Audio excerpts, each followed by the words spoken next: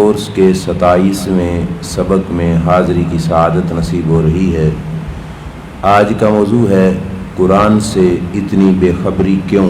اللہ تعالی ہمیں صحیح بیان کر کے عمل کی توفیق عطا فرمائے۔ محترم سامعین، قرآن اللہ کی نازل کردہ کتاب ہے اور اس کتاب کو اللہ تعالی نے انسان کے لیے ایک ضابطۂ حیات بنایا۔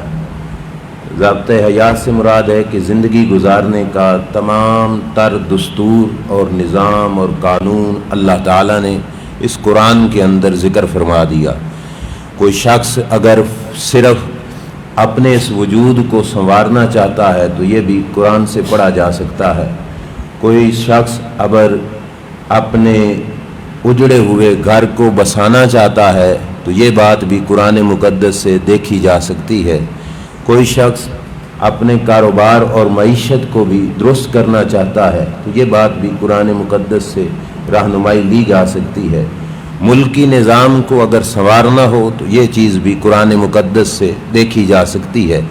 زندگی کا کوئی شعبہ ایسا نہیں جس شعبے میں کوئی شخص یہ دعویٰ کر سکے کہ اس سلسلے کو سنوارنے کا سلسلہ یا ڈانگ قرآن مقدس میں موجود نہیں، بلکہ زندگی کے ہر حصے کا حل اللہ کریم جل شانہ نے قرآن مقدس میں بیان کر دیا۔ ہماری حالات میں بدقسمتی ہے اور ہم قرآن مقدس سے بہت دور جا چکے ہیں۔ اسی حوالے سے آج کے موضوع میں چند چیزیں میں نے عرض کرنی ہیں۔ قرآن مقدس کی دوری کے کئی پہلو ہیں۔ ان پہلوؤں میں سے جس پہلو کو دیکھو تو لگتا ہے کہ ہم بہت زیادہ دور جا چکے ہیں۔ سب سے اوپر والا پہلو، مطلب سب سے زیادہ دوری کی جو صورتحال ہے وہ یہ ہے کہ قرآن مقدس کو فقط ایک کتاب سمجھ کر ریشمی قیمتی غلافوں میں لپیٹ کر گھر کے شیڈوں پہ الماریوں میں رکھ دینا اور یہ سمجھنا کہ یہ گھر میں ہے تو بس اسی سے ہی برکت ہوتی رہے گی، یہ قرآن مقدس سے ایک بہت بڑی دوری کی صورتحال ہے کہ انسان کبھی اس کو ہاتھ بھی نہ لگائے، اس کو پڑھے بھی نہیں، اس کو دیکھے بھی نہیں، بس سال بعد اس کا غلاف چینج ہو جائے اور اعلیٰ سے اعلیٰ غلاف اس کو دیے جائیں تو یہ بھی ایک دوری کی صورتحال ہے۔ اگلا سٹیپ دیکھا جائے تو یہ ہے کہ اگر غلاف میں فقط نہیں پڑھا، انسان اس کے پڑھنے پہ تو زور دیتا ہے، پڑھتا ہے، لیکن پڑھنے کے لحاظ سے جیسے آج کل ہماری صورتحال ہے کہ فقط لفظ سیدھے کر لینے، جیسے ہم بچے کو مسجد میں یا درسگاہ میں بھیج دیتے ہیں کہ لفظ سیدھے کر لے کہ با کو کیسے پڑھنا ہے، تا کو کیسے پڑھنا ہے، لفظوں کو آپس میں جوڑنا کیسے ہے، بس صرف یہ لفظ سیدھے کر لے اور اس قرآن مقدس کے ساتھ کوئی رشتہ نہ جوڑنا، یہ بھی قرآن سے دوری کی ایک صورتحال ہے۔ اللہ کے محبوب صلی اللہ تعالیٰ علیہ وآلہ وسلم نے ارشاد فرمایا، سیاتی علی الناس زمان، ان قریب ایک زمانہ آئے گا، لا یبقى من الاسلام الا اسمہ ولا من القرآن الا رسمہ، کہ اسلام کا فقط نام رہ جائے گا اور قرآن کے صرف حروف رہ جائیں گے۔ زیادہ زور اسی پہ ہوگا کہ ہم حرف سیدھے کر لیں، تجوید و قرات کے لحاظ سے، مخارج کے لحاظ سے کہ کس لفظ کی ادائیگی کہاں سے ہونی ہے، بس صرف اس پہ زور ہو، سر پہ زور ہو کہ بس اچھی سر بنا لی جائے قرآن مقدس کے لیے، تو یہ بھی قرآن سے ایک دوری کی صورتحال ہے۔ قرآن کو فقط لفظوں کے جوڑنے کے لیے نہیں اتارا گیا۔ اگلی صورتحال یہ ہے کہ ایک شخص کے گھر میں قرآن ہو، روزانہ اٹھ کے ٹائم دے کے اس کو تلاوت کرتا ہو اور اس کو ڈیلی کچھ نہ کچھ حصہ اس کا تلاوت کرتا ہو، پڑھتا ہو۔ علماء نے اس کو بھی دوری کی ایک شکل میں لکھا کہ صرف زبان سے تلاوت کرنے کے لیے تو رب نے نہیں اتارا تھا، اس کا کوئی اور مقصد بھی تھا کہ سمجھے بھی تو صحیح نا قرآن مقدس میں کیا ہے۔ اگلا سٹیپ یہ ہے کہ سمجھے قرآن کیا کہہ رہا ہے، قرآن کی آیت میں کیا ہم سے بولا جا رہا ہے، لیکن اس پہ عمل نہ کرے۔ یہ بھی ایک دوری کی صورتحال ہے کہ یہ شخص بھی قرآن کے کچھ اعتبار سے قریب ہے لیکن دور بھی ہے، سمجھتا ہے، عمل نہیں کرتا، تو یہ بھی ایک دوری کی صورتحال ہے۔ اور اس کے بعد اگلی صورتحال یہ ہے کہ قرآن مقدس کی آیات کو پڑھے، سمجھے، عمل کی طرف بھی جائے لیکن اس میں تفکر نہ کرے، غور و فکر نہ کرے، تو یہ بھی ایک دوری کی صورتحال ہے۔ اب یہ جو آخری صورتحال بتائی اسی سے اوپر کی طرف چلتے جائیے تو نزدیکی کی سب سے پہلی صورت یہی ہوگی کہ قرآن انسان پڑھے، سمجھے، عمل کرے اور اس میں غور و فکر کرے۔ جس وقت یہ صورتحال پائی جائے گی تو یہ ہوگا قرآن کے قریب ہونے کا پہلا نمبر، کہ پہلا نمبر یہی ہے کہ قرآن مقدس کو سمجھنے کے بعد، عمل کرنے کے بعد اس میں غور و فکر کرے۔ اصحاب رسول صلی اللہ علیہ وسلم فرماتے تھے کہ جب ہم آقا صلی اللہ علیہ وسلم سے قرآن سیکھتے تھے، جس وقت تک ایک آیت کو اپنی زندگی میں مکمل عمل میں نہیں لاتے تھے اس وقت تک اگلی آیت نہیں سیکھا کرتے تھے۔ مطلب یہ ہے کہ اگلی آیت تک پہنچنے سے پہلے پچھلی آیت کو اپنی زندگی میں عملی شکل بھی دے دیا کرتے تھے۔ یہ نہیں مطلب کہ کوئی یہ سمجھے بس جان چھوٹی، ایک آیت پہ عمل ہو نہیں سکتا تو اگلی سمجھنے کی کوئی ضرورت نہیں۔ صحابہ کا یہ مطلب تھا کہ ہم اس پر عمل پوری طرح کرتے تھے۔ یہی وجہ تھی کہ ان کے سال ہا سال لگے قرآن کی چند آیتوں کو بھی سمجھنے کے لیے، اور پھر وہ سال ہا سال اتنے فائدہ مند ہوئے کہ زندگی کے کسی بھی موڑ پر اگر ان کو ضرورت پڑی تو ان کو کسی اور دروازے پہ جانے کی جو ہے مشکل نہیں پیش آئی۔ جو بھی مسئلہ تھا اس کا حل انہوں نے قرآن مجید سے نکال دیا تھا۔ حضرت عبداللہ بن عباس رضی اللہ تعالیٰ عنہ، آپ یہ بات سن کے حیران ہوں گے، ہم نے اپنی زندگی کے دستور پتہ نہیں کہاں سے لیے، اتنی زندگی فلاں قانون کے مطابق گزارنی ہے، یہ حصہ فلاں کے نظام کے مطابق گزارنا ہے، یہ حصہ فلاں کے نظام کے مطابق گزارنا ہے، کچھ حصہ ہم نے رسم و رواج کے مطابق گزارنا ہے۔ صحابہ نے تو ساری زندگی جو کچھ قرآن سے ملا اس کے مطابق گزاری، اور کہیں کوئی مشکل پیش آئی تو اس کی رہنمائی بھی اللہ کے قرآن سے لی۔ حضرت عبداللہ بن عباس رضی اللہ تعالی عنہ ارشاد فرماتے ہیں، لو دا علی اکال بعیر لوجدتہ فی القرآن، فرمایا میرے اونٹ کی رسی بھی گم ہو جائے تو مجھے اعلان کرانے کی ضرورت نہیں پڑے گی، میں اونٹ کی رسی کو بھی اللہ کے قرآن سے ڈھونڈ لوں گا۔ اب یہ نہیں کہ قرآن کی یہ خصوصیت یہ شان اب ختم ہو گئی ہے، اب بھی اس کے اندر یہ شان موجود ہے، اس کے اندر یہ مقام اب بھی موجود ہے، صرف یہ کہ ہماری توجہ اس کی طرف نہیں رہی، ہم نے قرآن مقدس میں غور و فکر کرنا چھوڑ دیا، ہماری زندگیوں کے 70 سال گزر گئے۔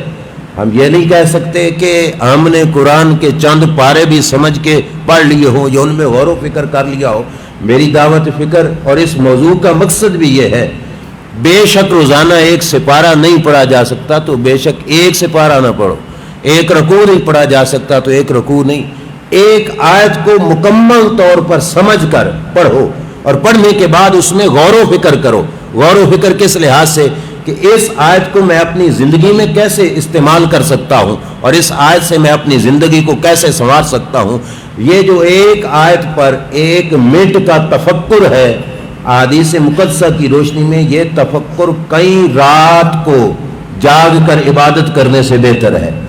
یہ غور و فکر کرنا قرآن کی آیت پر، اور قرآن نے تو بار بار فرمایا افلا تتفکرون افلا تتدبرون، کیا تم غور و فکر نہیں کرتے، کیا تم تدبر نہیں کرتے قرآن مقدس کے اندر؟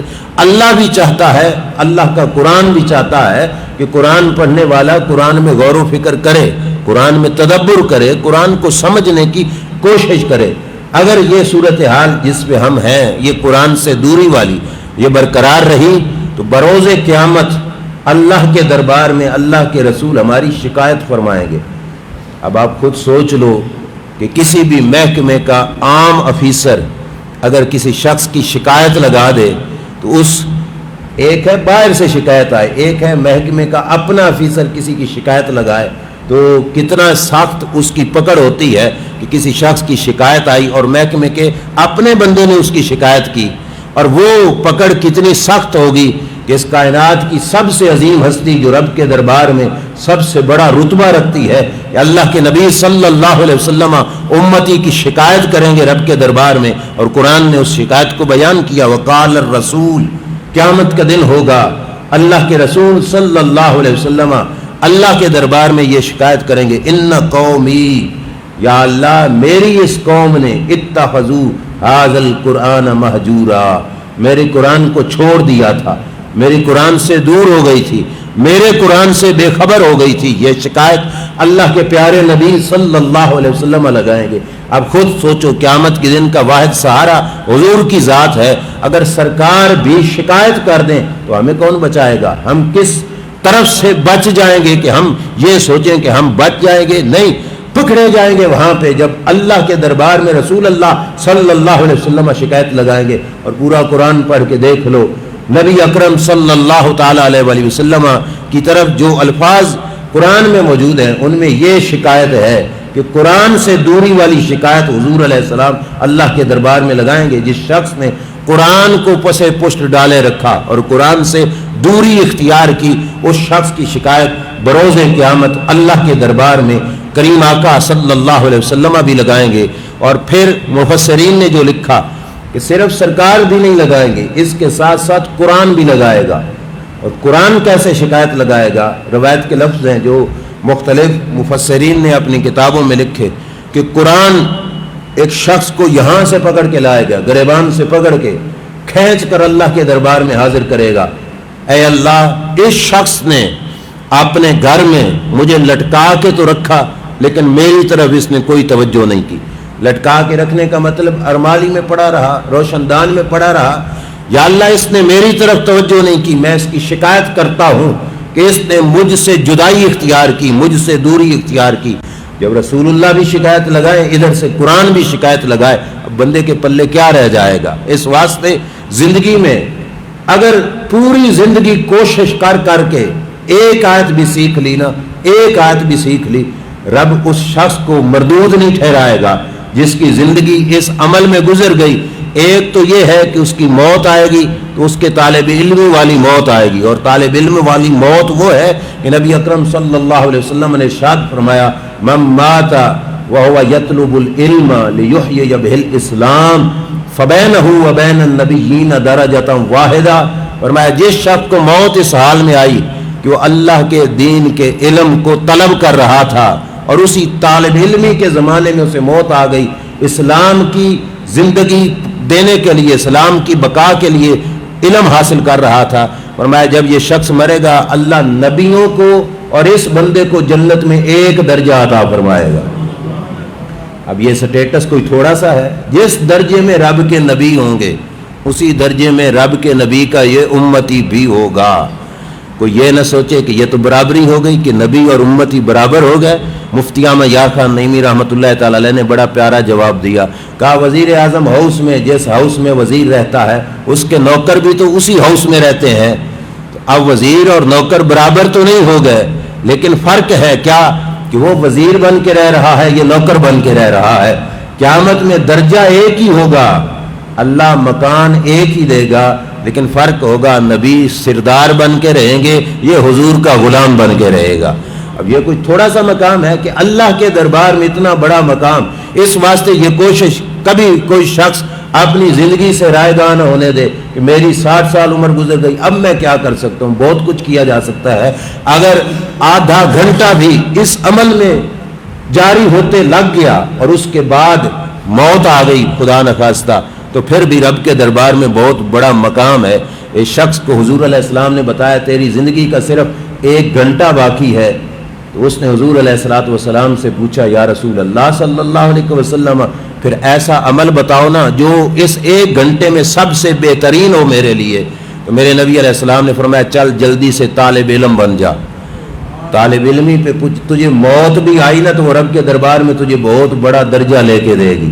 تو طالب علم سے مراد یہی ہے کہ قرآن کے سیکھنے اور سمجھنے کی طرف انسان آ جائے, روزانہ کی زندگی کا یہ معمول بنا لے, چند لفظ بھی سمجھے اور سمجھنے کے بعد پھر غور و فکر کرے کہ یہ آیت میری زندگی کو کس قدر نکھار سکتی ہے. میرے آقا صلی اللہ علیہ وسلم پر قرآن اترا, اس قرآن میں رب ذوالجلال کا ایک فرمان موجود ہے, میں مفہوم عرض کروں گا. اللہ فرماتا ہے کہ اگر تورات و انجیل والے لوگ جن پہ تورات اتری انجیل اتری اسی طرح تورات و انجیل پہ عمل کرتے جیسا رب نے چاہا تھا, تو اللہ نے فرمایا تھا میں ان کو آسمانوں سے بھی رزق عطا فرماتا, زمینوں سے بھی رزق عطا فرماتا. مطلب ان کے مقدر کے رزق اوپر سے بھی اترتے, اللہ نیچے سے بھی رزق اٹھا اٹھا کے ان تک پہنچاتا. یہ تو تورات و انجیل ہے، اور قرآن کا کتنا مقام ہوگا کہ اگر قرآن کو انسان سمجھ کر اپنی پریکٹیکلی لائف میں زندگی میں لے آئے تو کتنا بڑا انسان کو سہارا قرآن مجید سے مل سکتا ہے۔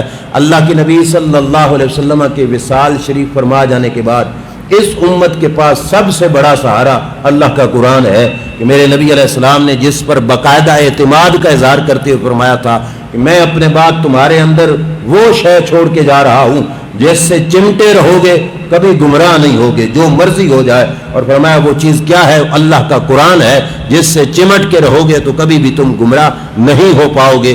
جتنا قرآن سے قریب ہوئے، اور پھر سعادت کی ایک بات یہ سمجھنا کہ نبی اکرم صلی اللہ علیہ وسلم کے فرمان شریف کا مفہوم ہے جس نے پڑھنے کی کوشش کی اور زبان اور اس کی فہم نے، عقل نے اس کے ساتھ نہ دیا، وہ بیچارہ اٹک اٹک کر الفاظ قرآن کے پڑھتا رہا۔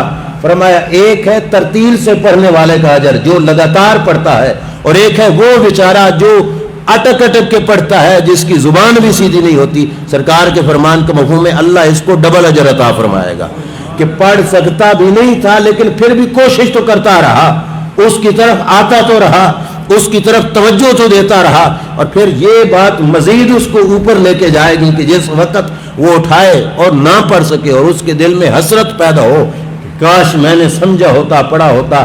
یہ ایک منٹ کی حسرت سینکڑوں سالوں کی عبادت سے بڑھ جاتی ہے کہ اگر اس کے دل میں یہ حسرت پیدا ہوئی کہ میں پڑھ لیتا، اور پھر اس سوچ پر پھر بھی قرآن کی طرف پھر بھی توجہ دیتا رہا، بہت بڑا مقام ملے گا اس کو اللہ جل شانہ کے دربار سے۔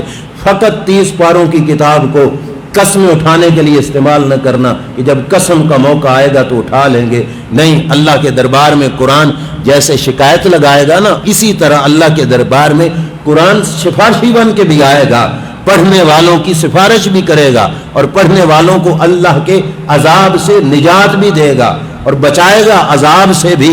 جس طرح شکایت لگائے گا اسی طرح جس نے قرب اختیار کیا قرآن پاک کا اس کو اللہ تعالیٰ عذاب سے بھی بچائے گا۔ حدیث پاک کا یہ بھی مفہوم ہے کہ قیامت کے دن عذاب کسی شخص کے ہاتھوں کی طرف آئے گا تو اس کے ہاتھوں سے اللہ کا قرآن بولے گا کہ میں ان ہاتھوں میں موجود ہوں، اور جن مقام پر اللہ کا قرآن ہو اللہ تعالیٰ اس کو عذاب نہیں دیتا، لہذا ہاتھوں کو عذاب نہیں ہونا چاہیے۔ ہاتھ عذاب سے بچ جائیں گے، پاؤں عذاب سے بچ جائیں گے۔ سینے کی طرف آئے گا تو سینہ بھی بول کے کہے گا اللہ کے قرآن کو اس شخص نے اپنے سینے میں جگہ عطا کی تھی اور میں اس کے سینے میں موجود ہوں، عذاب کو کہیں بھی جگہ نہیں ملے گی اور یہ شخص عذاب سے بچ جائے گا۔ اب آپ سوچئے ہاتھوں میں قرآن کیسے؟ سینے کا تو چلو مفہوم ہم یہ لے لیں گے کہ حافظ قرآن نے سینے میں محفوظ کیا، ہاتھوں میں کیسے؟ سر پہ باقی جسم کے حصے میں کیسے قرآن کا آنا؟ مطلب یہ تھا کہ ہاتھ اس کے عمل اسی طرح کرتے رہے جیسے قرآن کہتا رہا، تو آپ ہاتھ بولیں گے کہ ہمارے اندر بھی قرآن موجود ہے، جسم کا ایک ایک حصہ بولے گا کہ یہ قرآن والا ہے، لہذا اس کو عذاب نہیں ہونا چاہیے، اور اللہ کے عذاب سے یہ قرآن مقدس اسے بچا لے گا۔ اور جس کی پھر شکایت لگ گئی اس کو پھر رب جانے اور اس کا یہ بندہ جانے کہ رب ذوالجلال اس کے ساتھ کیا برتاؤ کرے گا۔ اور دوسری طرف یہ بھی سمجھتے جانا، یہ نہ سوچنا کہ ہم غفلت برتیں گے تو قرآن ہمارے ہاتھوں سے نکلے گا، نہیں۔ حدیث پاک کا مفہوم ہے، سرکار نے فرمایا اونٹ کو رسی میں باندھ دو تو جتنا تیزی سے اونٹ اپنا دامن رسی سے چھڑاتا ہے قرآن بھی اتنا تیزی سے لوگوں کے ہاتھوں سے نکل جائے گا، پتہ تک نہیں چلے گا کہ ہم قرآن سے کتنا دور جا بیٹھے۔ صرف کتاب ہاتھوں میں پکڑنے یہ تو ہو سکتا ہے کہ یہ جو انگریزی صدر ہیں وہ بھی قرآن کو تو ہاتھوں میں اٹھا لیتے ہوں گے، وہ قرآن کو پکڑنے میں تو یہ تو نہیں کہ ہم نے قریب کر لیا، اصل تو ہے کہ قرآن انسان کی عملی زندگی کے اندر نمونہ بنا ہوا ہو، پھر اس شخص پر قرآن کا فائدہ بھی ہوگا اور قرآن کا باقاعدہ اثر بھی ہوگا۔ آئیے ترمذی شریف کی ایک روایت آخر پہ سنیے اور اسی پہ میں اپنی بات کو ختم کروں گا۔ حضرت علی شیر خدا رضی اللہ تعالی عنہ نے ارشاد فرمایا کہ اللہ کے پیارے محبوب صلی اللہ علیہ وسلم سے یہ بات میں نے خود اپنے کانوں سے سنی۔ اب حضرت علی فرماتے ہیں میں نے سنی حضور کے دربار سے، آپ سنی۔ سرکار کیا فرماتے ہیں؟ انہا ستکون فتنہ، فرمایا حضور نے کہ ان قریب فتنوں کا دور آ جائے گا، ہر طرف فتنے، ہر طرف فتنے، ہر طرف فتنے، لوگوں کو گمراہ کیا جائے گا۔ سادہ لو مسلمان ان فتنوں کا شکار ہو جائیں گے۔ حضرت علی فرماتے ہیں قلت مل مخرج منہا یا رسول اللہ صلی اللہ علیہ وسلم، آقا ان فتنوں سے نکلنے کا بھی کوئی راستہ ہے، ان سے بچنے کا بھی کوئی راستہ ہے؟ یہ بھلا ہو صحابہ کا جو ایسی باتیں پوچھتے گئے اور ہمارا بھلا ہوتا گیا، ہمارا فائدہ ہوا۔ آقا کوئی نکلنے کا طریقہ؟ میرے نبی علیہ السلام نے فرمایا ہاں نکلنے کا طریقہ ہے۔ آقا بتائیے؟ فرمایا جتنا قرآن کے نیڑے ہوتے جاؤ گے اتنا فتنوں سے بچتے جاؤ گے۔ قرآن فتنوں سے بچاؤ کا سب سے بہترین حل ہے، جتنا قرآن سے قرب ہوگا اتنا فتنوں سے محفوظ ہو گئے۔ اب اللہ تعالیٰ کے محبوب علیہ السلام نے قرآن کی عظمت میں بیان کیا کہ قرآن کیسے بچائے گا فتنوں سے۔ فرمایا فی ہے نبأ ما قبلکم وخبر ما بعدکم وحکم ما بینکم، قرآن اتنا عالی شان اس واسطے ہے کہ تمہارے سے پہلے جو لوگ گزر گئے ان کی خبریں بھی قرآن میں موجود ہیں، اور تمہارے بعد جو کچھ ہونا ہے وہ معاملات بھی اللہ نے قرآن میں ذکر فرمائے۔ اور جس حال سے تم گزر رہے ہو نا، تین زمانوں میں سے جو درمیان میں حال آتا ہے، فعل حال، فرمایا جو حال ہے اس کے فیصلہ کن معاملات بھی رب نے قرآن میں ذکر فرمایا ہے۔ مطلب تمہاری زندگی کا ماضی بھی قرآن میں ہے، مستقبل بھی قرآن میں ہے، اور حال کے معاملات بھی اللہ نے قرآن میں ذکر فرمائے۔ اب اس سے بڑا انسان کو کیا چاہیے کہ کوئی ایسی چیز مل جائے جو انسان کا پچھلا وقت بھی بتائے، انسان کو اگلے معاملات کی بھی رہنمائی کرے، اور جس حال میں انسان ہے اس کے معاملات بھی بتائے۔ فرمایا تمہارے حال، ماضی، مستقبل، یہ تینوں چیزیں تمہیں قرآن سے مل جائیں گی۔ اب ان تین زمانوں سے ہٹ کر ہماری زندگی پر وقت کون سا گزرتا ہے؟ یہ تین زمانے ہی ہیں، ماضی، حال اور استقبال، یہ سب کچھ ہمیں قرآن سے ملے گا۔ سرکار نے فرمایا یہ سب کچھ تمہارے قرآن میں موجود ہے، اور اللہ کے نبی صلی اللہ علیہ وسلم کی زبان حق ترجمان کا انداز بیان تو دیکھو۔ ہو سکتا ہے جدید ٹیکنالوجی کے دور میں کوئی کہے میرا حال ماضی استقبال بھی قرآن میں، تیرا حال ماضی استقبال بھی قرآن میں، اربوں خربوں قیامت تک لوگ آئیں گے سب کا حال ماضی استقبال قرآن میں، تو قرآن صرف اتنا سا 30 پاروں کا، تو شاید وہ سمجھے کہ یہ کوئی مذاق کر رہا ہے۔ لیکن میرے نبی علیہ السلام نے فوراً یہ بات کہہ کے فرمایا وَهُوَ الْفَصْلُ لَيْسَ بِالْهَزْلِ، فرمایا یہ فیصلہ کن بات ہے، مذاق نہیں۔ سرکار نے فرمایا کہ یہ مذاق نہیں، کوئی مذاق نہ سمجھے کہ میری زندگی کا ماضی، حال، استقبال قرآن میں ہے اور میں کہاں سے ڈھونڈوں گا، نہیں۔ فرمایا یہ فیصلہ کن بات ہے، اس میں کوئی مذاق نہیں۔ اب جس معاملے پر سرکار دوبارہ تاکید کر کے یہ فرما دیں کہ اس میں کوئی مذاق نہیں، اس میں مذاق کیسے ہو سکتا ہے؟ ہمیں سارا زمانہ تانے دیتا پھرے کہ یہ مذاق ہے، یہ کیا ہے؟ نہیں، قرآن کے معاملے میں جو سرکار نے فرما دیا یہ مذاق نہیں، یہ فیصلہ کن بات ہے۔ ہماری زندگی کا ایک ایک لمحہ ہمیں قرآن سے رہنمائی مل سکتی ہے، قرآن سے ہمیں دستور حیات مل سکتا ہے۔ اللہ کے نبی علیہ السلام نے فرمایا، اور آگے کیا فرمایا؟ فرمایا من ترکہ من جبار قاسمہ اللہ۔ اب یہ ہے وہ سختی جو شدید عذاب تھا، جس کی وجہ سے مجبوری بنی ہماری کہ ہم اس موضوع کو یا اس سلسلے کو بیان کریں کہ سرکار دو عالم صلی اللہ تعالی علیہ وآلہ وسلم کو اللہ کریم جل شانہ نے ارشاد فرمایا کہ من ترکہ، جس نے قرآن کو چھوڑ دیا، من جبار، زبردستی سے سرکشی اور بدماشی کرتے ہوئے، فرمایا قسمہ اللہ، اللہ اس کی گردن توڑے گا۔ اب کوئی ہے جو مقابلہ کر سکے رب کا؟ اب یہ کتنا خطرناک معاملہ ہے کہ فرمایا جس نے قرآن کو بدماشی کرتے ہوئے چھوڑا، اللہ اس کی گردن توڑے گا، رب اس کی گردن توڑے گا۔ اب یہ سزا کون بھگت سکتا ہے؟ ہم تو کمزور ہیں، ہم نہیں مقابلہ کر سکتے۔ جب نہیں کر سکتے تو پھر حل یہی ہے قرآن کی طرف آ جائیں۔ اور آگے سرکار نے فرمایا وَمَنِ ابْتَغَى الْهُدَىٰ فِي غَيْرِهِ أَضَلَّهُ اللَّهُ، جس نے قرآن چھوڑ کر اپنی زندگی سیدھی کرنی چاہیے کہ میں فلاں قانون سے زندگی سیدھی کر لوں گا، میں فلاں ٹیکنالوجی سے زندگی سیدھی کروں گا، فرمایا کبھی بھی نہیں کر سکے گا۔ ساری زندگیاں ٹکرے مار مار کے مرے گا، کبھی اپنی زندگی نہیں سنوار سکے گا۔ اور اگر قرآن سے سیدھی کی تو رب نے جیسے بلال حبشی کو سیدھی زندگی عطا فرمائی، اس کو بھی سیدھی زندگی عطا فرمائے گا۔ کتنی سیدھی زندگی تھی، چلتے مدینہ کی زمین پہ تھے اور قدموں کے جوتوں کی آواز جنت میں آیا کرتی تھی۔ یہ سیدھی زندگی قرآن سے لی، اور آگے حضور علیہ السلام نے فرمایا وَهُوَ حَبْلُ اللَّهِ الْمَتِينُ.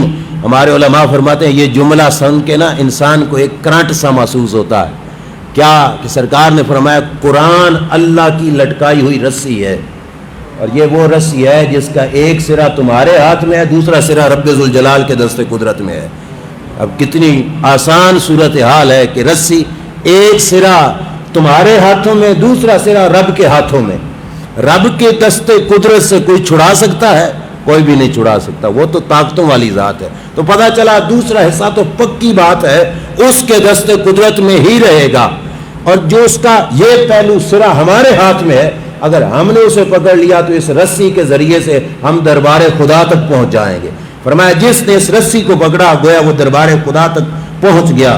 وَهُوَ الذِّكْرُ الْحَكِيمُ. فرمایا حکمت والی نصیحت ہے قرآن. وَهُوَ الصِّرَاطُ الْمُسْتَقِيمُ. سیدھا راستہ ہے قرآن. وَالَّذِي لَا تَزِغُ بِهِ الْأَهْوَاءُ وَلَا تَلْتَبِسُ بِهِ الْأَلْسِنَةُ وَلَا يَشْبَهُ مِنْهُ الْعُلَمَاءُ. فرمایا یہ ایسے قرآن ہے کہ زبان بھی اس کے پڑھنے سے کبھی اکتا نہیں جائے گی، اور علماء کبھی اس کے پڑھنے سے سیر نہیں ہو جائیں گے، مطلب رج نہیں جائیں گے. پڑھتے رہو کبھی جی نہیں بھرے گا، دل کرے گا اور پڑھوں، دل کرے گا اور پڑھوں.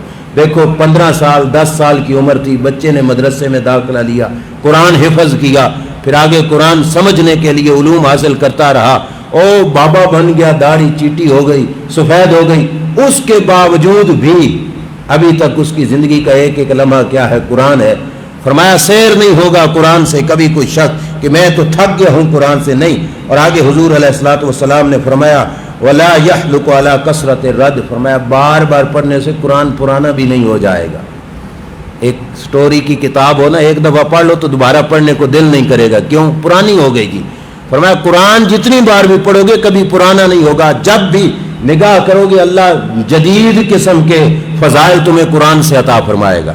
جتنا قریب آتے جاؤ گے قرآن سے فائدے ملتے رہیں گے. میں انہی الفاظ پہ اپنی بات کو ختم کرتا ہوں، اور صرف اتنا نہ سمجھنا قرآن سے یہی کچھ ملتا ہے. قرآن میں جسمانی بیماریوں کی بھی شفا ہے اور روحانی بیماریوں کا بھی علاج اللہ نے قرآن میں رکھا. لیکن اس کا صرف یہ مطلب تو نہیں کہ ہم قرآن کو فقط تویزوں کی شکل میں استعمال کریں اور قرآن پہ عمل نہ کریں. پھر ہم شفا کیسے پائیں گے؟ شفا کا واحد حل ہے قرآن مقدس پہ عمل کرنا. لیکن دوسرا طبقہ یہ کہتا ہے کہ آیات سے شفا نہیں ملتی. ہم یہ بات بھی نہیں مانتے، ملتی ضرور ہے. قرآن کے ایک ایک لفظ میں رب ذوالجلال نے بے شمار فضائل عطا فرمائے. اسی پچھلے چند سال پہلے کچھ عرصہ گزرا، اگست کے مہینے میں رمضان شریف تھا. میں نے اس مسجد میں شاید پہلے بھی یہ بات بیان کی ہو. اس وقت سیم پل پہ محفل ہو رہی تھی، اور اس وقت اخبار میں یہ بات چھپی تھی. قاضی صاحب نے مجھے اخبار پہنچائی تھی. خانپور کے علاقے میں اوسطا محمد ایک بستی تھی، اس کے قریب سے دریائے سندھ گزرتا تھا، اور سیلاب آیا دریائے سندھ سے، وہ کنارہ پھٹا اور سیلابی ریلے نے نا اوسطا محمد والے قصبے کا رخ کر لیا. اور لوگ بستی والے آئے مسجد کے امام کے پاس کہ کوئی حل کیجئے، ہمارے علاقے میں سیلاب آ رہا ہے. تو سادہ سا امام اور پکے ایمان والا اس نے کیا کیا؟ اس نے اور کچھ نہیں، مسجد کی الماری سے قرآن اٹھایا اور خانپور پل پہ چلا گیا. یہ بات نوائے وقت والوں نے لکھی کہ ہمارے نمائندے وہاں پہ موجود تھے جنہوں نے آنکھوں سے دیکھا.